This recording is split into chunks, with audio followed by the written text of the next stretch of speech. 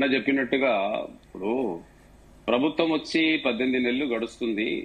ఇంకా దీన్ని ఎప్పుడంటే ఈ 18 నెలల్లో ప్రభుత్వాన్ని గత ప్రభుత్వం చేసినటువంటి తప్పుదాలు, గత ప్రభుత్వం చేసినటువంటి అప్పులు, మరి సోదరుడు మాట్లాడుతూ 1,80,000 కోట్ల రూపాయలు అప్పులు చేసిరన్నారు.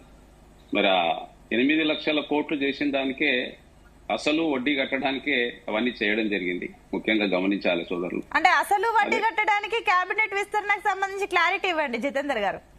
అదే విషయం చెప్తున్నాను. ఇప్పుడు అన్న కూడా మాట్లాడినప్పుడు విద్యా కమిషన్ ఏర్పాటు చేసినాము, కాస్మెటిక్ ఛార్జెస్ పెంచినాము, ఇంటిగ్రేటెడ్ స్కూల్స్ దాదాపు 51 జిల్లాకు ఒక స్కూల్స్ కూడా చేసినాము.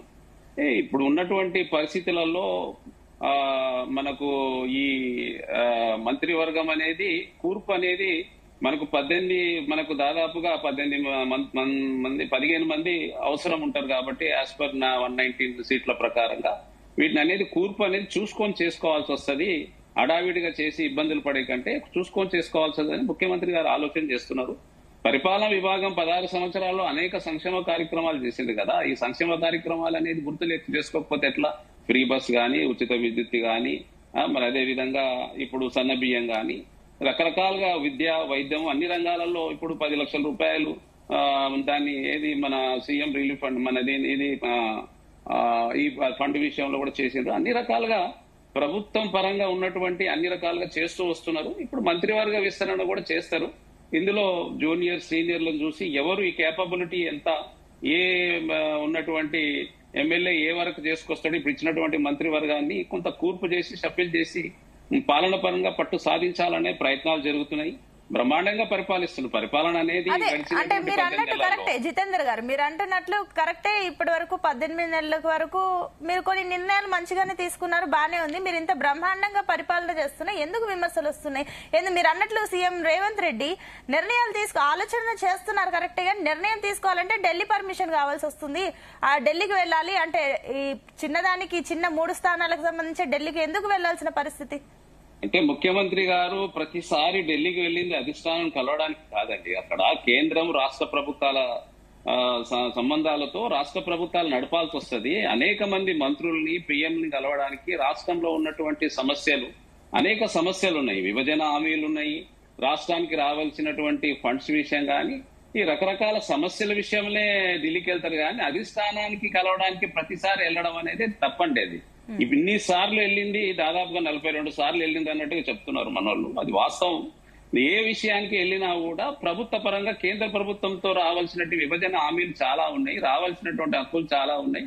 ఇన్ఫ్రాస్ట్రక్చర్ కోసం, డెవలప్మెంట్ కోసం కేంద్ర రాష్ట్రం నుంచి పోయే నిధులన్నీ రిటర్న్ రావట్లేదు. మరి ఇవేంటంటే అభివృద్ధి విషయంలో కేంద్ర మంత్రుల్ని కలవడం కానీ, ప్రధానమంత్రిని కలవడం కానీ సహజంగా ఒక ముఖ్యమంత్రికి వెళ్ళడం అనేది, ఢిల్లీకి వెళ్ళడం అనేది సహజంగా వస్తుంది. దాన్ని పార్టీకి లింక్ పెట్టడం అనేది తప్పు అంటున్నాను.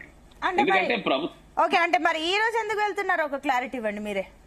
అదే ఇప్పుడు చెప్తున్నాను కదండి. దీంతో పాటు ఇప్పుడు పార్టీ పెద్దల్ని కూడా కలవడం జరుగుతుంది. ఇప్పుడు నేషనల్ పార్టీలో ఉన్నటువంటిది బీజేపీ పార్టీలో ఆ విధంగానే ఉంటది, కాంగ్రెస్ పార్టీలో ఆ విధంగానే ఉంటది.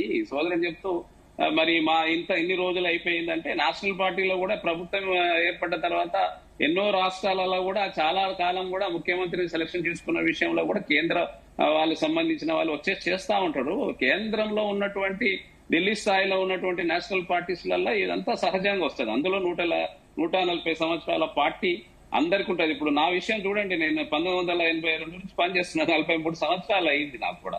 అంటే ఓపిక అనేది ఉండాలండి. ప్రభుత్వాలు లేవు కాబట్టి అవసరాలు వస్తుంటే కొంత ఇబ్బందికరంగా ఉంటది, కొంత ఇది ఉంటది కాబట్టి నడుస్తూ ఉంటాయి ఇవన్నీ. అంటే ఎక్స్పీరియన్స్ ఇప్పుడు కొత్తగా వచ్చిన వాళ్ళకంటే టైం పడుతుంది, కానీ మీరు 140 ఏళ్ళ ఎక్స్పీరియన్స్ అని మీరు అంటున్నారు. ఎక్స్పీరియన్స్ ఉంటే ఇంకా చాలా ఫాస్ట్ గా అవుతుంది పని, కానీ ఇంత డిలే అయితే అవ్వదు. అండ్ ఇంకొకటి ఏం చెప్తారు జితేందర్ గారు, మీరు అన్నారు ఇప్పుడు జిల్లాల వారికి అయితే పక్కన పెట్టారు. లెక్క ప్రకారం చూస్తే అటు కొత్తగూడెం కానివ్వండి, గద్వాల్ కానివ్వండి, నిజామాబాద్ కానివ్వండి, ఇంకా తీస్తే లిస్టే వస్తాయి. ఒక 10 దాకా ఉంటాయి జిల్లాలు. ఎందుకు ఆ జిల్లాలు? హైదరాబాద్ ఉన్నది, రంగారెడ్డి ఉన్నది, ఇంకా రకరకాల జిల్లాలు కొన్ని ఉన్నాయి ప్రాధాన్యత. ఇక్కడ ఏమైపోయిందంటే పోటీతత్వం ఎక్కువైపోయింది మా వారికి. కొంత ఇబ్బందికరంగా ఉన్నది. దాన్ని ఎట్లా సఫిల్ చేయాలన్నట్టుగా ముఖ్యమంత్రి గారు ఆలోచన చేస్తూ త్వరలో ఇదంతా పూర్తి చేసి పాలన ఆల్రెడీ పట్టు సాధించారు. అనేక సంక్షేమ పథకాలు ప్రవేశపెట్టిండ్రు. నడుస్తున్నది. మంత్రులకు శాఖలు ఈసారి సెఫిల్ చేసేసి ఎవరికి ఏ శాఖ ఇస్తే బాగుంటది, ఎవరు సమర్థులని చూసి ఇది సెఫిల్ చేసి ఇచ్చే అవకాశాలు ఉన్నాయి. దీంట్లో చేస్తున్నారు, అదే విధంగా చేస్తున్నారు. ఏమిస్తారు, ఏమేమి శాఖలు ఇస్తారండి జితేందర్ గారు? అంటే మాకైతే చాలా చాలా ఇన్ఫర్మేషన్ ఉంటది, మీకైతే ఇప్పుడు ఉన్నాయి కదండి. ముఖ్యమంత్రి దగ్గర ఉన్నాయి కొంతమంది మంత్రుల దగ్గర కొన్ని శాఖలు ఉన్నాయి. ఇప్పుడు దాంట్లో ఇప్పుడు హోమ్ మినిస్టర్ గాని విద్యాశాఖ విషయం ముఖ్యంగా ఇప్పుడు పెద్దలు చెప్పినట్టుగా విద్యాశాఖ అనేది కొంత ముఖ్యమంత్రి దగ్గర ఉన్నారు. అయినా కూడా ముఖ్యమంత్రి గారు ఇప్పుడు ఉన్నటువంటి ఆయన దగ్గర ఉన్నటువంటి శాఖలలో పట్టు సాధించిండ్రు. ఇప్పుడు ఉన్నట్టు విద్యకు సంబంధించినటువంటి అనేక సంక్షేమ ఇప్పుడు స్కూల్స్ గానీ, కాస్మెటిక్ చార్జెస్ గానీ విద్య విషయంలో చేస్తా ఉన్నారు.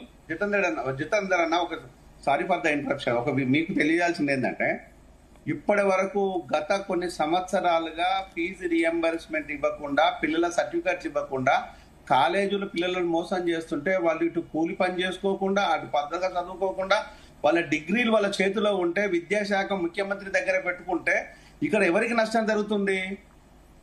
పేద విద్యార్థులకు నష్టం జరుగుతుంది. ఆ నష్టం రేవంత్ రెడ్డికి అర్థం కావటం లేదా? నేను ఇదే మాటను చాలా సందర్భాలలో చాలా డిస్కషన్లు చెప్తున్నాను. నీ చేతిలో విద్యాశాఖను పెట్టేసుకొని ఫీజు రియంబర్స్మెంట్ ఉన్న కాలేజీలకు నువ్వు ఎలాంటి ఇన్స్ట్రక్షన్ ఇవ్వటం లేదు. వాళ్ళ పిల్లల మెడ మీద కత్తులు పెట్టేసి ఇస్తే నువ్వు డబ్బులు ఇవ్వు, లేకపోతే మానేయి అంటే డబ్బులు లేని పేద విద్యార్థులు డబ్బు లేకుండానే ఫీజు రియంబర్స్మెంట్. మరి స్కాలర్షిప్లు లేని పిల్లలు కూడా స్కాలర్షిప్, ఎస్సీ ఎస్టీ పిల్లలకు కూడా స్కాలర్షిప్లు కూడా ఇవ్వకుండా, స్కూళ్ళకి ఇవ్వకుండా వాళ్ళు సర్టిఫికెట్లు అట్టు పెట్టుకుంటే ముఖ్యమంత్రిగా నువ్వు ఆర్డర్ ఇవ్వవా? వాళ్ళ సర్టిఫికెట్ ఇవ్వాలి, నేరం అన్న విషయం ఉంటుంటే ముఖ్యమంత్రి కళ్ళు మూసుకొని విద్యాశాఖ చేతిలో పెట్టుకున్నావా, లేకపోతే విద్యాశాఖతోనే పిల్లలను జీవితాలు నాశనం చేస్తున్నావా? జితేందర్ గారు లేదండి, చేయగలిగినంత చేస్తా ఉన్నారు. ఇప్పుడు విద్యా కమిషన్ ఏర్పాటు చేసారు. తర్వాత ఈ ఫీజుల అన్న ఒక్క నిమిషమే. ఇప్పుడు నువ్వు ఆగమన్నావు, నేను ఆగిన. వినండి. ఒకటి, ఇప్పుడు విద్యా కమిషన్ ఏర్పాటు చేసారు, ఫీజుల నియంత్రణపై ఒక కమిటీని ఏర్పాటు చేసిండ్రు. ఇప్పుడు అదే రెసిడెన్షియల్ స్కూల్స్ ని పెద్ద ఎత్తున మన ప్రైవేట్ స్కూల్స్ ని పోటీ పడేటట్టుగా స్కూల్స్ ని స్టార్ట్ చేస్తున్నాం పెద్ద ఎత్తున. అట్లేం లేదు, అదంతా మరి అంతగా ఏమి లేదన్నా చేయగలి. ఇప్పుడు 16 నెలలే అయింది కాబట్టి పరిపాలన మీద గత 10 సంవత్సరాలు చేసినటువంటి ప్రభుత్వం చేసినటువంటి తప్పిదాలు గాని, అప్పుల విషయం గాని, ఇప్పుడు ఉన్నటువంటి ఆర్థిక వనరులు చూసుకొని చేయాల్సి వస్తుంది. ఏ ప్రభుత్వమైనా, అది టీఆర్ఎస్ ప్రభుత్వమైనా, కాంగ్రెస్ ప్రభుత్వమైనా, ఏ ప్రభుత్వమైనా ఆర్థిక వనరులపై ఆధారపడి ఉంటది. ఆర్థిక వనరులు చూసుకొని ముందుకు వెళ్లాల్సిన అవసరం ఉంటది. కాబట్టి ఈ రోజు పెద్ద ఎత్తున కొంత రాష్ట్రం ఇప్పుడు 8 లక్షల కోట్లు సర్ఫేస్ ఇచ్చినటువంటి ఈ రాష్ట్రానికి కొంత అప్పులు జరిగినాయి. ఆ అప్పులు అనేది ఇప్పుడు దాన్ని ఏ విధంగా చేయాలి, ఇప్పుడు ఆదాయాన్ని ఏ విధంగా పెంచాలి, ప్రజల సంక్షేమం ఏ విధంగా చేయాలనే దాని విషయంలో ప్రత్యేకంగా ముఖ్యమంత్రి గారు గాని, మంత్రులు గాని ఆలోచన చేస్తున్నారు. ఆలోచన చేయకపోవడం అనేది లేదు. ఆలోచన చేయకపోతే ఇన్ని పథకాలు ఎందుకు వస్తాయి, ఇన్ని రకాలుగా సంక్షేమ పథకాలు ఎందుకు జరుగుతున్నాయి? చేయకపోవడం అనేది లేదు, చేస్తూనే ఉన్నారు. ఇప్పుడు సన్నబియ్యం అనేది ఒక పెద్ద మంచి పథకం. అది ఈ రోజు పేదలు గాని ఇప్పుడు రాష్ట్రంలో 3 కోట్ల 10 లక్షల మందికి మన సన్నబియ్యం ఇవ్వగలుగుతున్నాం. అది పెద్ద మంచి సంక్షేమ కార్యక్రమం. రామారావు గారి తర్వాత పేద ప్రజల కోసం మరి ఇచ్చేటువంటి ఒక మంచి స్కీమ్ ఇది. మరి మంచి స్కీమ్ల గురించి అన్నగారు మాట్లాడాలి మీరు. మరి చాలా ఉన్నాయి. ఇప్పుడు కాస్మెటిక్ చార్జెస్ విద్యార్థులకు పెంచిండ్రు. కొన్ని ఉండొచ్చు, ఆర్థిక ఇబ్బందులు ఉన్నాయి కాబట్టి వాటిని ఎలా సవరించాలని. ఓకే అండి జితేందర్ గారు, మళ్ళీ వస్తానండి, సమయం ఎక్కువైంది. ఎస్ వెంకటరెడ్డి గారు, సో మీరేం చెప్తారు? ఇప్పుడు ఇందాక జితేందర్ గారు చెప్పిన మాటలకి మీరు ఏకీభవిస్తారా లేదంటే విమర్శిస్తారా? అండ్ ఇంకొకటి ఏంటంటే ఇప్పుడు తెలంగాణ రాష్ట్ర పాలన చూస్తే ఇప్పుడు ఈ శాఖలకు సంబంధించి ఢిల్లీకి ఇప్పుడు ఇందాక జితేందర్ గారు చెప్పారు అక్కడ పెద్దలతో మాట్లాడి ఒక నిర్ణయంకి వస్తారని. సో అంటే ఇప్పుడు ఢిల్లీపై ఆధారపడిన పాలన, దీన్ని విమర్శిస్తున్నారా లేదంటే మద్దతు ఇస్తున్నారా? ఇది జితేందర్ గారు ఏం మాట్లాడుతున్నారంటే కాంగ్రెస్ పాలన బ్రహ్మాండంగా నడుస్తుందని చెప్పంటున్నారు. అది తెలంగాణ ప్రజలు చెప్పాలి. తెలంగాణ ప్రజలు ఇప్పటికే అసలు ఎట్లా అయిపోయిందంటే మాకు ఈ కాంగ్రెస్ ప్రభుత్వం వద్దన్నట్టుగా కనపడతా ఉన్నారు. ఇప్పుడు మీరు ఊర్లలో పోయి ప్రజల్లో అడిగితే గ్రామాల్లో డెఫినెట్ గా అందరూ అదే చెప్తా ఉన్నారు. ఎందుకంటే వీళ్ళు ఇచ్చిన హామీలు ఎక్కడ పూర్తి చేస్తున్నారు, ఎక్కడ మొదలు పెట్టిర్రు, ఏం చేస్తున్నారు కాంగ్రెస్ ప్రభుత్వానికి మరి తెలుస్తుందో లేదో నాకు అర్థం కావట్లేదు. వీళ్ళు ప్రతిదీ అంటే వ్యవసాయం చూసుకున్నా కూడా రైతులు